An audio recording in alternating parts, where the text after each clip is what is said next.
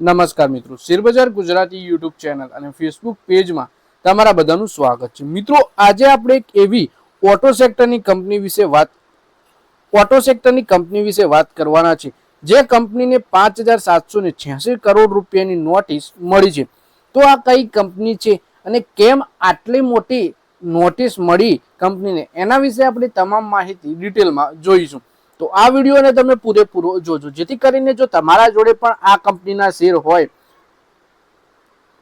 તો તમારે આગળ શું કરવું એના વિશેની માહિતી મળી રહે અને કયા કારણોસર કંપનીને નોટિસ મળી છે એ પણ તમે જાણી શકો. અને મિત્રો, જો આ વિડીયો આપણા ફેસબુક પેજ ઉપર જોઈ રહ્યા છો તો આપણા પેજને ફોલો કરી લેજો અને વિડીયો પોતાના મિત્રો સાથે ફેસબુક ઉપર બધી જગ્યાએ શેર કરજો. અને જો આ વિડીયો આપણી યુટ્યુબ ચેનલમાં જોઈ રહ્યા છો તો આપણા વિડીયોને હાઈપ પણ કરી દેજો, જેથી શેરબજારની માહિતી ગુજરાતીમાં ગુજરાતના દરેક રોકાણકાર પાસે સરળતાથી પહોંચી શકે.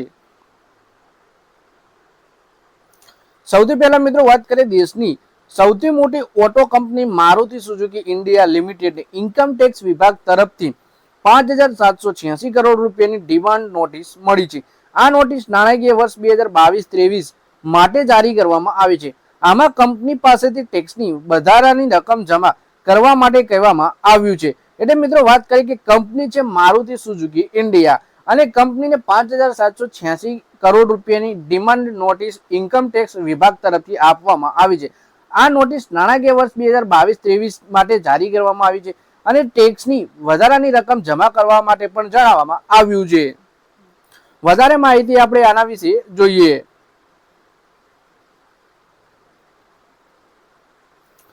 જોકે કંપનીએ કહ્યું છે કે તે આ નોટિસને સ્વીકાર નહીં કરે અને ન તો નોટિસ સાથે સહમત છે.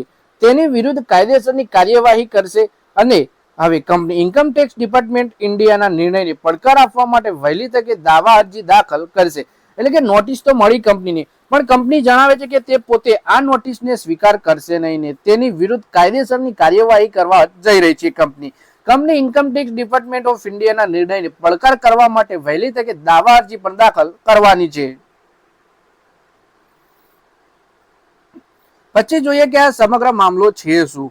મારુતિ સુઝુકીના અનુસાર આ ટેક્સ ડિમાન્ડ કેટલીક વિશેષ ગણતરીઓ અને અંદાજ સાથેની સંબંધિત છે, જેનાથી કંપની સહમત નથી. હવે આ નોટિસ વિરુદ્ધ અપીલ કરશે. અંતરિમ નિર્ણય કાનૂની પ્રક્રિયા બાદ જ સામે આવશે. એટલે કે કંપનીએ જણાવ્યું કે આ ટેક્સ ડિમાન્ડ કેટલીક વિશેષ ગણતરીઓ અને અંદાજ સાથે સંબંધિત છે, જે કંપની પોતે સહમત થતી નથી. હવે કંપની આ નોટિસ વિરુદ્ધ અપીલ કરવા જઈ રહી છે અને ફાઇનલ નિર્ણય કાનૂની પ્રક્રિયા બાદ જ સામે આવશે. પછી વાત કરીએ કે કંપનીએ પહેલા પણ આવી નોટિસ મળી ચૂકી છે, રાહત પણ મળી છે.